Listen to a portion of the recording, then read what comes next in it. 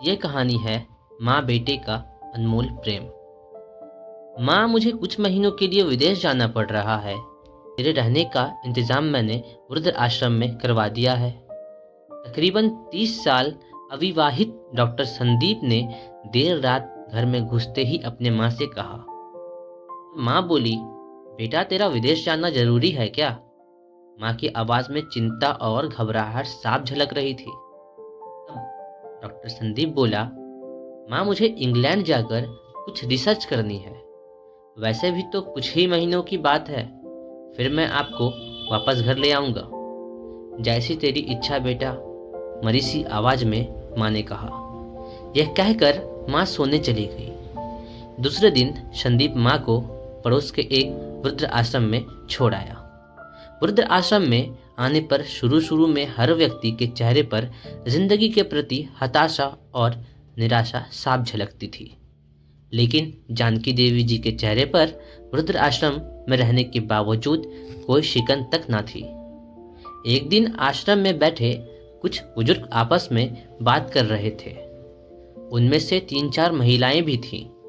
उनमें से एक महिला बोली, डॉक्टर का कोई सगा संबंधी नहीं था क्या जो अपनी माँ को यहाँ छोड़ गया? तब वहाँ बैठी एक महिला बोली, जानकी देवी जी के पति की मौत जवानी में ही हो गई थी। तब संदीप करीब 5 साल का था। पति के मौत के बाद जानकी देवी जी और उसके बेटे को रहने और खाने के लाले पड़ गए थे। तब किसी भी रिश्तेदार ने उनकी मदद नहीं की। जानकी देवी जी ने दूसरे के घर में झाड़ू पोछा करके अपने बेटे संदीप को पढ़ाया लिखाया। संदीप भी पढ़ने लिखने में बहुत होशियार था, तभी तो वो डॉक्टर बन गया। वृद्ध आश्रम में करीब 7 महीने गुजर जाने के बाद एक दिन जानकी देवी वृद्ध आश्रम के संचालक मुकेश शर्मा की ऑफिस के नंबर से अपने बेटे को फ़ोन किया और कहा, संदीप तुम इंडिया आ गए हो या फिर अभी भी इंग्लैंड में ही हो? संदीप का जवाब था, माँ मैं अभी इंग्लैंड में ही हूँ।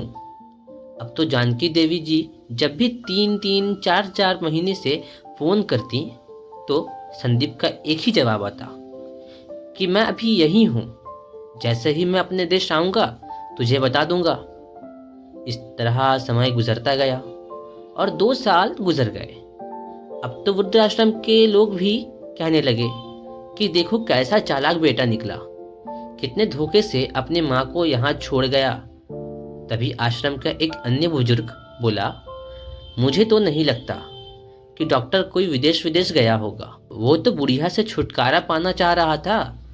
तभी किसी और एक बुजुर्ग ने कहा, मगर वो तो शादीशुदा भी नहीं था।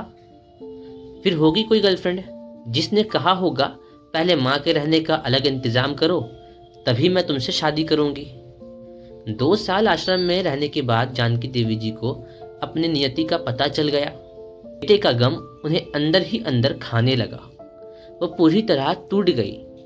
2 साल आश्रम में और रहने के बाद एक दिन जानकी देवी जी की मौत हो गई। उनकी मौत पर आश्रम के लोगों ने आश्रम के संचालक शर्मा जी से कहा, इसकी मौत की खबर इसके बेटे को तो दे दो, हमें तो नहीं लगता कि वो विदेश गया होगा, वो होगा यहीं कहीं अपने देश में। तभी शर्मा जी बोले, इसके बेटे को मैं कैसे खबर पहुंचाऊं? उसे मरे तो 3 साल हो गए। शर्मा जी की ये बात सुनकर वहां उपस्थित सभी लोग हैरान रह गए। तभी उनमें से एक बोला, अगर उसे मरे 3 साल हो गए, जानकी देवी जी से मोबाइल पर बात कौन करता था? तब शर्मा जी बोले, वो मोबाइल तो मेरे पास है, इसमें उनके बेटे की रिकॉर्ड की गई आवाज है। एक बुजुर्ग ने पूछा, पर ऐसा क्यों? तब शर्मा जी बोले, करीब 4 साल पहले जब संदीप अपने माँ को यहाँ छोड़ने आया था तो उसने मुझसे कहा कि शर्मा जी मुझे ब्लड कैंसर हो गया है और डॉक्टर होने के नाते ये मैं अच्छी तरह जानता हूँ। इसके आखिरी स्टेज में मुझे बहुत तकलीफ होगी, मेरे मुंह और मसूड़े से खून भी आएगा। मेरी ये तकलीफ माँ से देखी नहीं जा सकेगी, वो तो जीते जी मर जाएगी। मुझे तो मरना ही है, पर मैं नहीं चाहता कि मेरे कारण मेरे से पहले मेरी माँ मर जाए। मेरे मरने के बाद 2 कमरों का हमारा छोटा सा फ्लैट और जो भी घर का सामान आदि है वो मैं आश्रम में दान करना चाहूँगा। ये दास्तां सुन आश्रम के सभी लोगों की आंखें नम हो गई। जानकी देवी जी का अंतिम संस्कार आश्रम में ही कर दिया गया। उनके अंतिम संस्कार में शर्मा जी ने बुजुर्गों के परिवार वालों को भी बुलाया। माँ बेटे के इस अनमोल प्यार और अटूट दास्तां का कुछ लोगों पर इतना असर हुआ कि कुछ बेटे अपने बूढ़े माँ बाप को वापस घर ले गए।